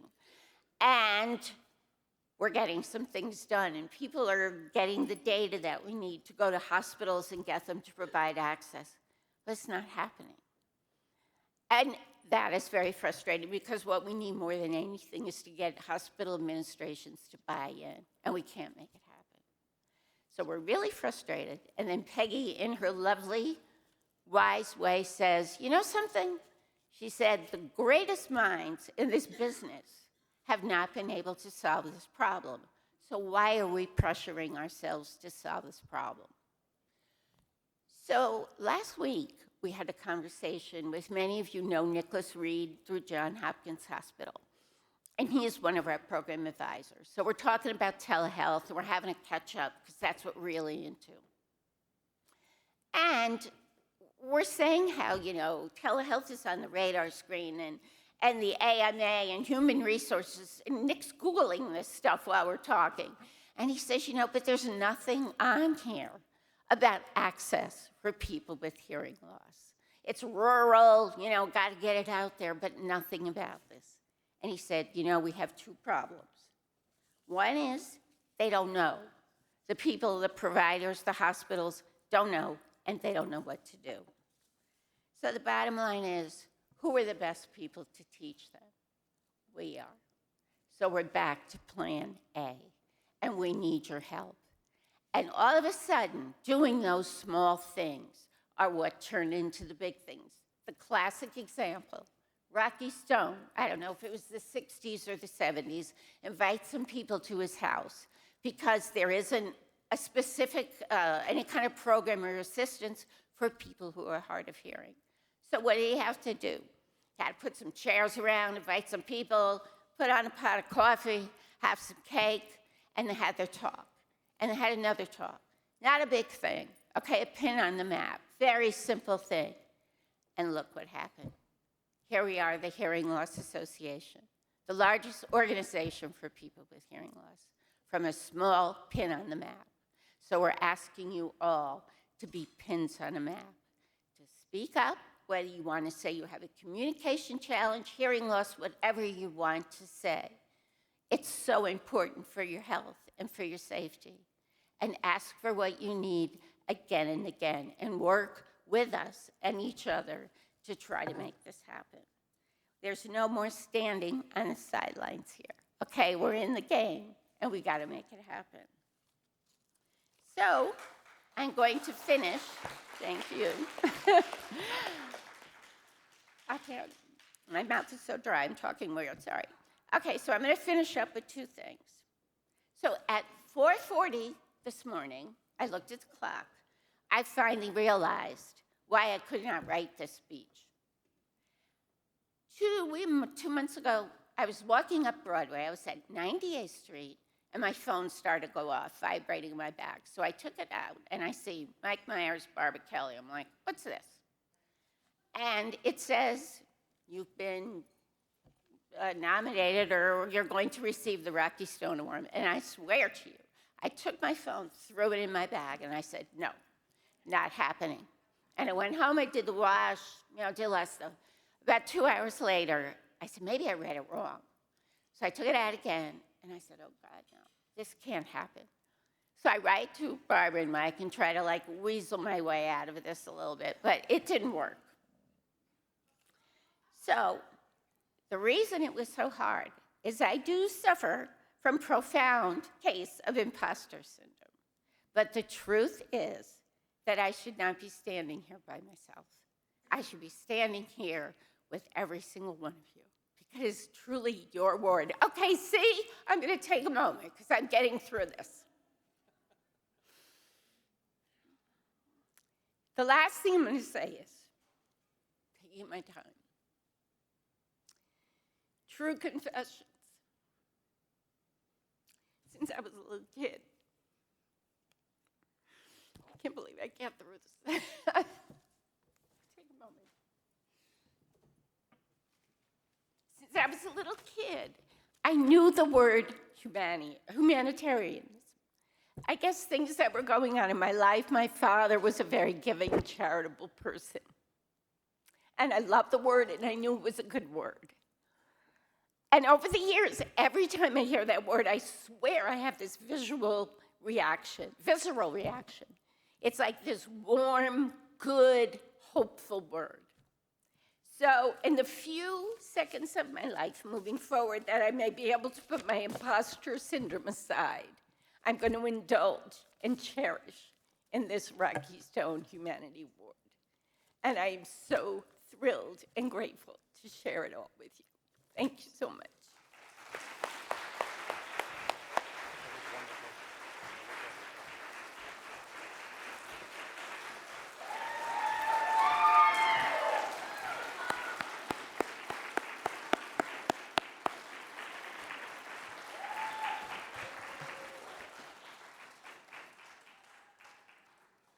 That was a great speech. Congratulations to all the award recipients. Volunteers are at the center of our work at HLAA, and tonight honors their passion, their commitment to the HLAA mission, and improving the lives for people with hearing loss, all of us. And now we are pleased to introduce Tony Duncan. Tony Duncan, who is Apache, Arikara, and Hidatsa, has performed for audiences all over the world. He has performed at the Kennedy Center for the Performing Arts, the Smithsonian, the Billboard Music Awards, The Tonight Show, and the White House. As a hoop dancer, Tony Duncan is one of the best.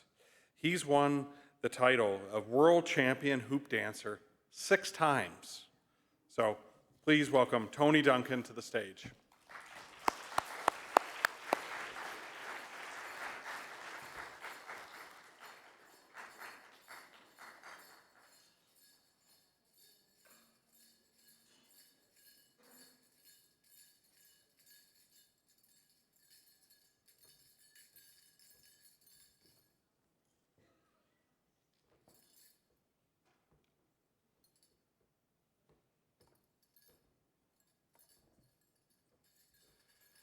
Dagot she niskada gonse. Dagot she Yellowbird Dancing gonse. Dagot she Tony Duncan gonse. Good evening, everyone. My traditional name is Nixkada. It means Yellowbird Dancing. My name was given to me from my mother's people. My mother is of the Arikara and the Hiradza, Mandan nations, the 3 affiliated tribes from the state of North Dakota. All right, North Dakota. My mother's from North Dakota originally. And my father is from here in the state of Arizona. This is the state that I grew up in. And my father is of the San Carlos Apache Nation, from one of the 22 tribes that are here in the state of Arizona. And so I'd like to welcome all of you here this beautiful evening, and I'd like to share a little bit of my story with you, a little bit of my culture, a little bit of the teachings that was passed down to me from my father. My father was a hoop dancer. My father was a flute player. Now I'd like to share with you some of those teachings as a dancer, as a son, and now also as a father. My son's going to be joining me as well dancing. And so this symbol that I hold, in Apache we call it banse. Banse, it means spinning or changing. The shape of a circle represents all of life, no beginning, no ending.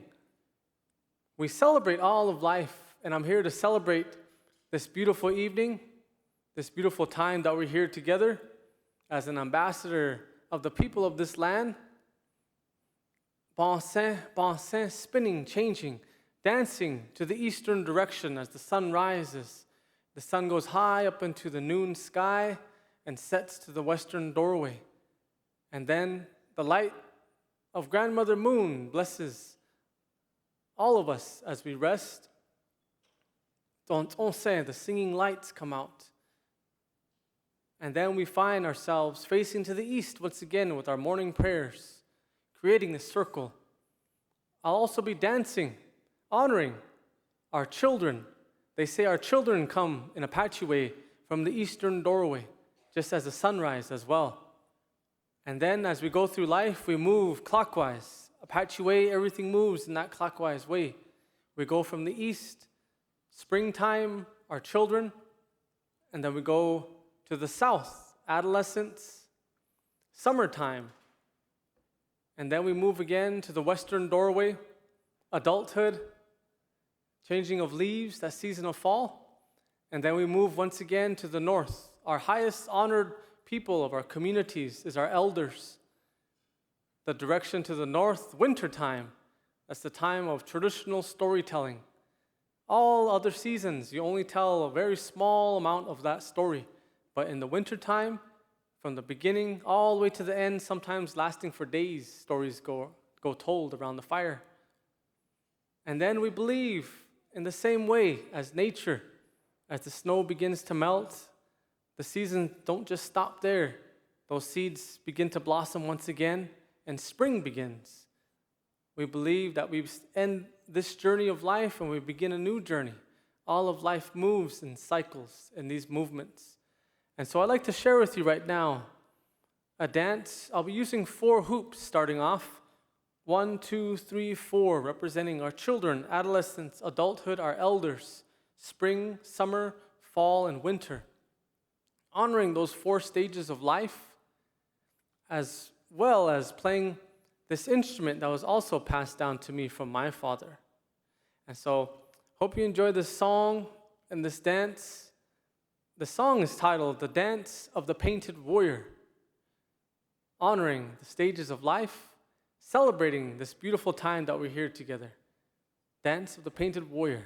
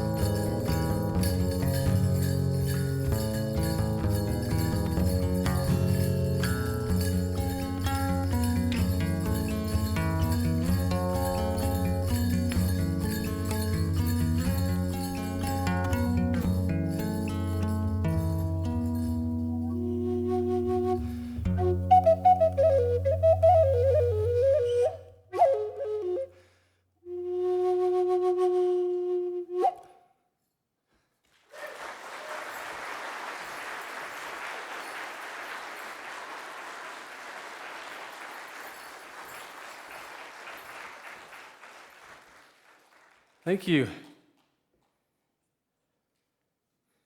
This instrument of the flute was an instrument that was used to say ahia, say thank you to all of our women of our community.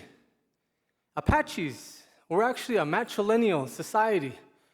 You take your mother's clan, everything comes from your mother's side. Not a Stolson, that's actually my clan that I come from. And so the flute, as many songs, were done to say thank you or to show gratitude for different people in our lives or different times of the year. And I'd like to share a song with you right now. That's a song that honors all of the women, honoring our grandmothers, our mothers, our aunties, our granddaughters, our nieces. We say ahia, we say thank you. To all of the women in Apache, we call this song, this type of a song here, Istan Ba. It means for the women. And so an honoring song I'd like to share with you right now. And I hope you enjoy this song. I'm going to be changing to another style of flute. A lot of my flutes were gifted to me by other flute players, flute makers, or also made by my father. And so the flute I'll be using is a cedar flute because we use cedar. It's one of our traditional medicines. We use cedar for prayers, for healing, And I hope this song here brings you a little bit of that peace, that balance, that centering. It's a way to provide that way of healing. I hope you enjoy.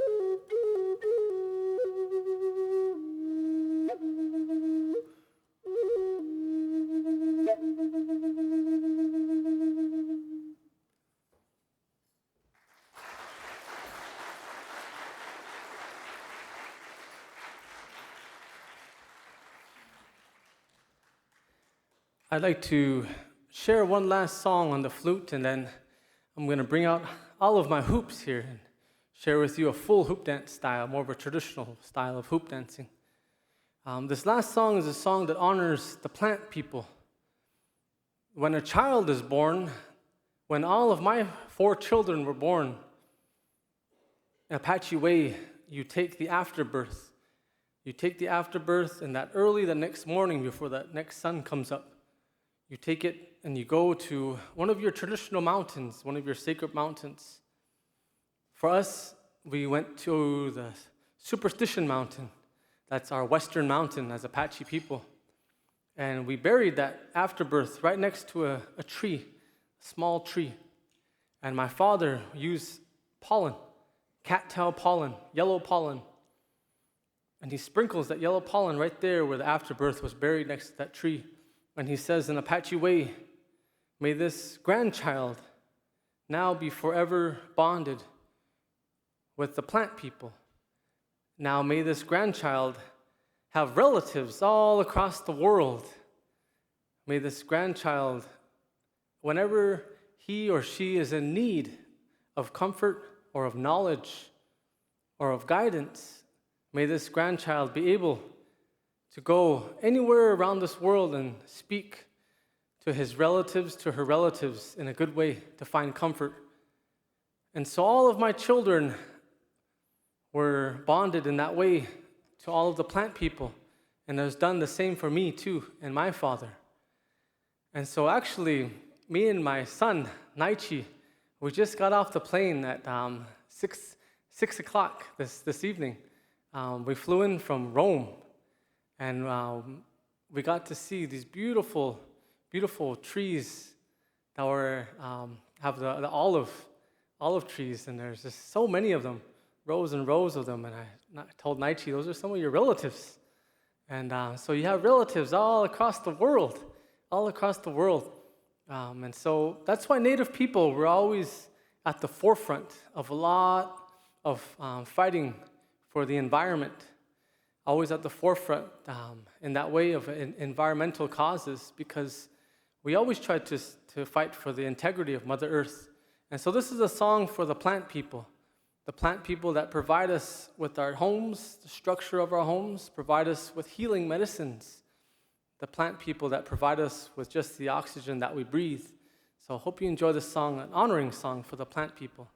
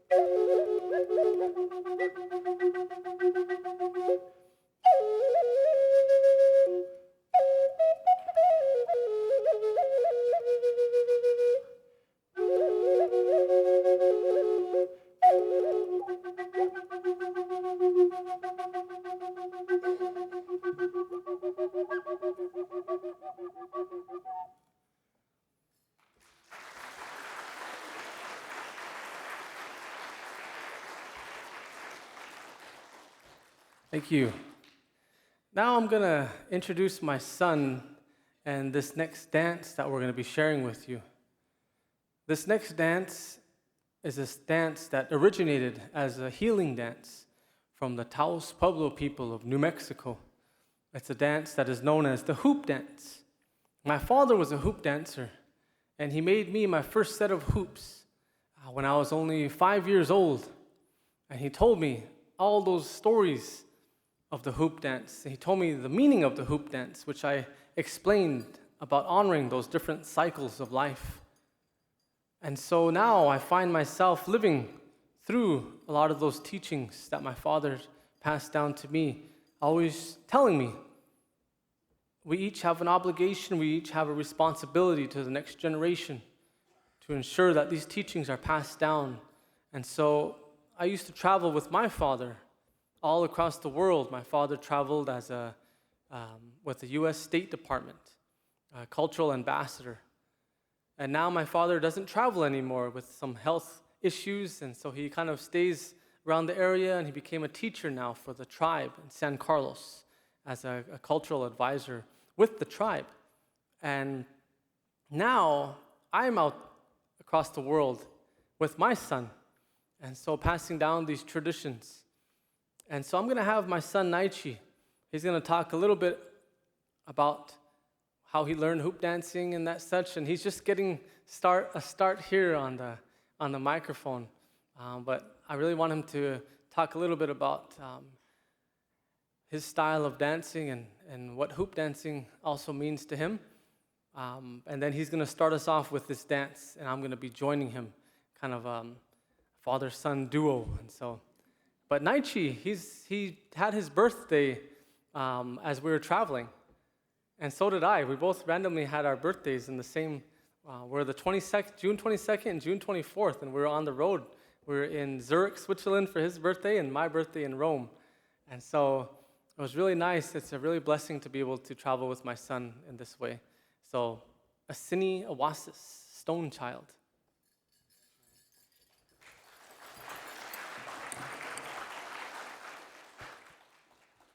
Hey guys,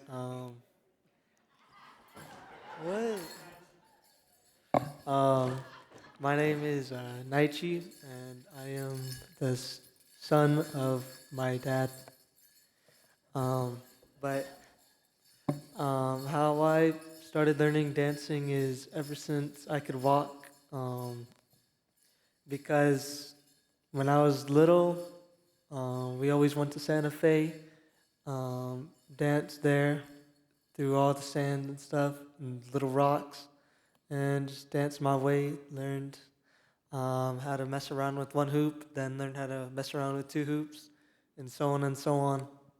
So now I am gradually increasing in my hoop dance competition from juniors to teens.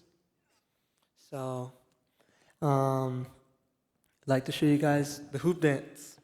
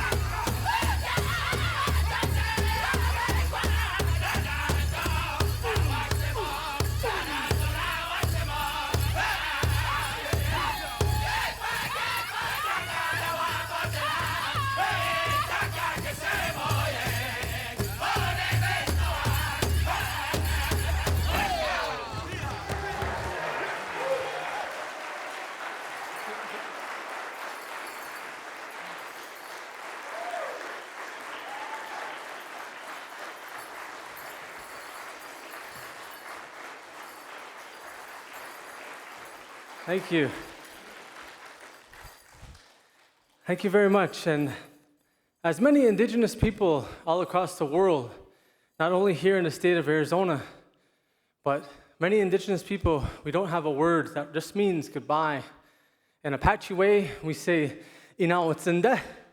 And "Inauitsinde," it means until our circles meet again. So, "Inauitsinde." Thank you very much. Thank you.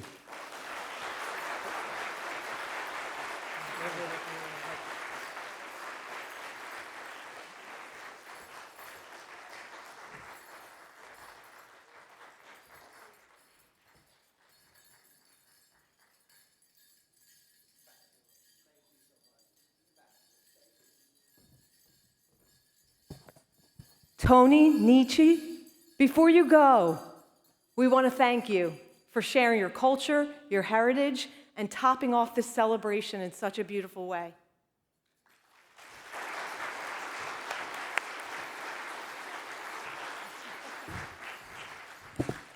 Wow, that was something.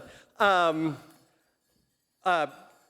we're at the end, believe it or not, but before I go to the award winner, I just want to, on behalf of the board, I just want to give a special shout out thanks to Barbara and our professional staff who put on a wonderful, wonderful convention.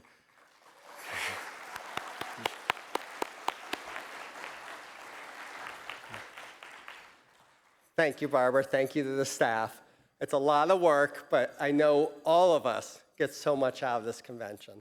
So I want to thank everyone who participated in the raffle. Your support is what makes all of this possible. And so it is my pleasure to pick out of this fancy jar the winner of a free registration for next year, Angela Hudson. Is Angela here? Need not be present to win? Need not be present to win? You'll get. Not be present to win. What? We're good? We're good. We're good. So we will see Angela and all of you in Indianapolis. Thank you all for a wonderful night. Thank you, all of our award winners. You inspire all of us. Thank you so much. Meet me at the crossroads. From the stands to the snake pit, feel the rush of the 500. We Hoosiers keep tradition. And we keep it moving. On the trail, in the trees, or on the water. Step through time, or discover a new story.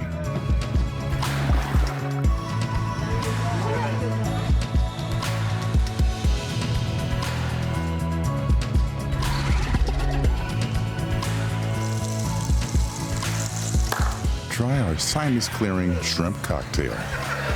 Wrap your hands around a giant pork tenderloin. Or taste our global flavors.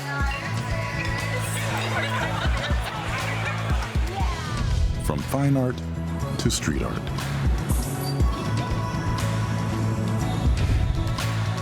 The big stage to small. Experience it here. Make lots of noise. Or just be still. Come to see an old friend. Or find a new one. It may feel like home. Or maybe far from it. But wherever you find yourself, know you can always find yourself here.